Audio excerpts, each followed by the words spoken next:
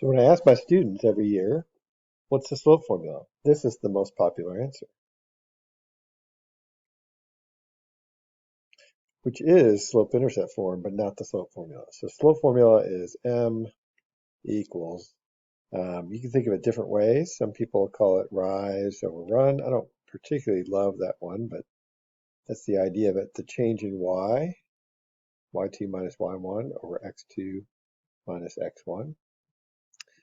I do like this description, change in y over change in x. So that's a delta Greek symbol for change. So change in y divided by change in x. It's like a triangle there. That's the slope formula. So let's try it on a few problems and see how it works. So it's a good idea to go and stop it and plug in the slope formula, which is this, into the problem. You choose which one is your first point and your second point. So I'm just going to do this. So that'll be -2 minus 4. That's y2 minus y1. This would be x2 and x1. So 7 minus -5, which is like boom, boom, plus a positive there. So I get -6 divided by 12, which is -1/2. So the slope of this equation is -1/2. And you want to make sure you can get this right every time. So we're going to have a few more problems here. So try this one, stop it, try it on your own, see if you get the right answer. I'll go ahead and work it out. 5 minus 7 over -2 minus -3, which is like +3. You get -2 over 1, which is -2.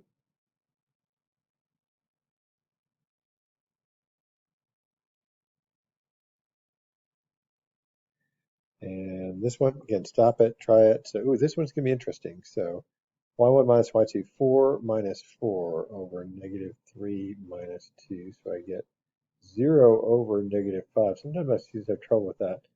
0 over anything but 0 is 0. So that's actually a slope of 0. That would be a horizontal line, if that makes sense. If you look at a graph of that, it's going to be horizontal. And let's try this one. Again, not a bad idea to stop it. This one's going to be a little different too. -2 minus 5 over -3 minus -3, which is like +3. So it's -7 divided by 0. Look, you can't really divide by 0, so that's what we call undefined. This line, which doesn't have a slope, would be a vertical line. Right, and we'll talk more about that later. But the slope is undefined. Let's try these. So can you find a slope given a graph? So stop it, see if you can find the slope of the red line here. So I prefer, if I'm doing this, to just find it, right? Find a couple of slope points. Those are where it seems to go through nice integral points there, where the it's not going through like half or decimal there. So it looks like if you go up 2, so rise of 2, run of 3, so I think the slope would be 2/3. The other way of finding the slope, and that is the slope, would be to actually use ordered pairs, right? So like this is the point 0, 2. This is the point 1, 2. So that's like 3, 4. You could take these 2 points, plug in the slope formula just like we've done in the last couple of minutes. Again, so try to apply the slope formula here on this one. So stop it, find the slope. It looks like it goes through a couple of nice points here. So if you pick any of them, you go up 2, and you go over 1, 2, 3, 4. But the thing about that one, I'm going in the negative direction there. So when I go to the left, x is negative to the left. So I'm going to write 2 over negative 1, 2, 3, 4. 2 over -4. So the slope is -1/2. Big picture about slope, you probably know this. Going up the hill, it's positive. Down the hill, negative as you go left to right, just like you read left to right. So right away, you knew the slope had to be negative there, given that kind of a graph. These are unusual cases, but you definitely need to know them. So when the slope is 0, like if you think about it, so it's like, mx plus b. So for this graph, it would be y equals 0x plus, it looks like 3. But no self-respecting mathematician would say it like that. We would just say y equals 3, right? Because the slope is 0. 0 times anything is 0. So you've got that. So you might ask why, because this is confusing for students. I don't know if you ever thought about this, but the y-axis is vertical, but y equals 3 is a horizontal line. That line goes forever to the right and left horizontally. So it's because all the y values on that line are actually 3. So if you look at this point, this is the point 1, 3. This point would be 2, 3. This point would be 3, 3. This point is 4, 3, and so forth. Notice that all the y values are 3. Everywhere on that line, the y value is 3. The x can be anything, right? It even could be 1.5 because there's an infinite number of x values. And so we just write it like y equals 3. Of course, every point on that line, what the y value is 3. Now this one you really cannot fit into slope-intercept form because we mentioned earlier there is no slope for a vertical line. It's undefined, so you can't even use this form at all. I would just write it for what it is. X equals -2 would be the equation of this line. If you think about it everywhere, that's -2, 4, that's -2, 3, -2, 2, and so forth. All the x values are -2 everywhere on that line. So that's what it's saying. The x value can be -2. The y value could be anything there. Slope-intercept form, I know you know this is the slope. A lot of people think this is the slope formula, but it's not. And this is the y-intercept, right? So write the equation. If the slope is -3 and the y-intercept is 5, this is almost too easy of a question, right? The equation would be y equals -3, plug it in for m, the coefficient of x, so -3x plus 5 plus the y-intercept. So that's your equation of that line. What is the slope-intercept form of this one? So if you have an equation that's not solved for y, it's not in slope-intercept form, right? So let's try to just solve this. You can just take a couple steps here. Subtract 3x from both sides. You get 2y equals. I want to write it like this. I want to write that x term first, and the reason for that, I guess it'd be -12. I put plus -12. The reason for that is I like the mx plus b kind of format there. Also, when I divide by 2, I'm going to be very careful to divide by every term by 2. So divide this by 2 and divide this by 2. It actually helps you cancel a lot easier. So this would be -3 halves x minus 6. And you can see it looks in the right form there. Minus 6 is in slope-intercept form. Got it. So just solve that equation for y would be the way to go there. Let's try another one. So this one, let's put it in slope-intercept form. You might want to get rid of the fraction here. So you can certainly try that.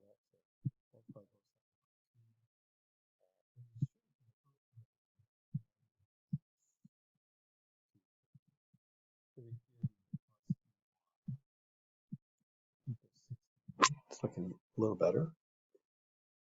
And here we get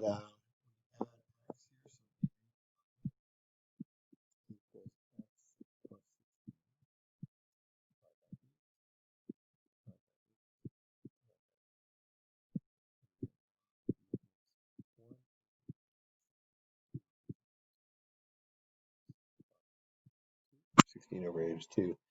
And so we have slope-intercept form for that one as well.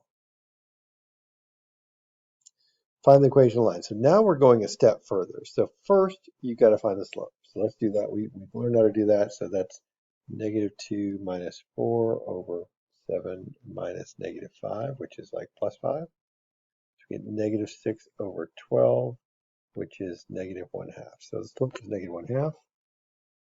To find the y-intercept, you can just use this. Like this is one way of doing it. Y equals mx plus b. Right, so we're going to plug in, pick one of the points. I'm going to choose this point. So x and y will be 7.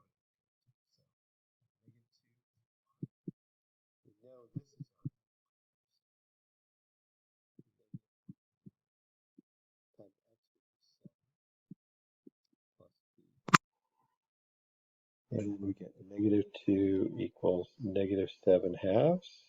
plus b. I'm going to add 7/2 to both sides. I get b equals, this would be like -4/2 plus 7/2, which is a total of +3/2, which is b. So we're almost done. We basically have to now write the equation. Y equals -1/2 x plus 3/2. We find our m, -1/2, and then we find our b, which is 3/2. Just plug it in. So there's a lot of steps. You've got to find the slope, plug in to the, substitute into the slope-intercept form, and then once you find the y-intercept, plug that into slope-intercept form.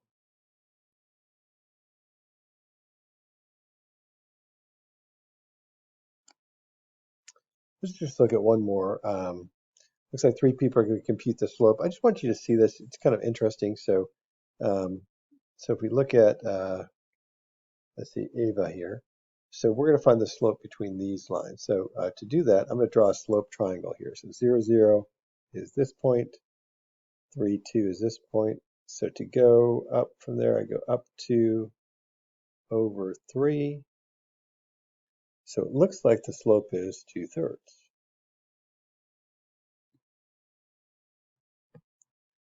And let's see, Carl picks these 2 points. So 3, 2 and 6, 4 and up 2 over 3. So rise over run would be 2/3, same slope. Okay, well, it's not so, I mean, maybe there's nothing to see here. I just want you to see one more thing though. Maria finds these 2 points, 3, 2 and 9, 6. So she picks out different points. She finds a slope that looks like it's up 4 over 6, 4 over 6, which is 2/3. So we get the same slope anyway. I just want you to see that because there are a lot of different ways. It doesn't matter which 2 points on a straight line you pick. You might have to do some simplifying, right? Factor out a 2 there.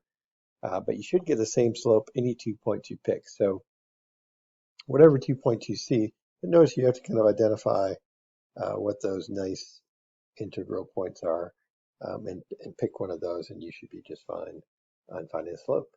I hope this was a nice review for you of slope. I know you've had it before, but you need to really be solid on slope. We use it quite a bit, and so you want to be almost mistake-free, just really solid on finding the slope given 2 points.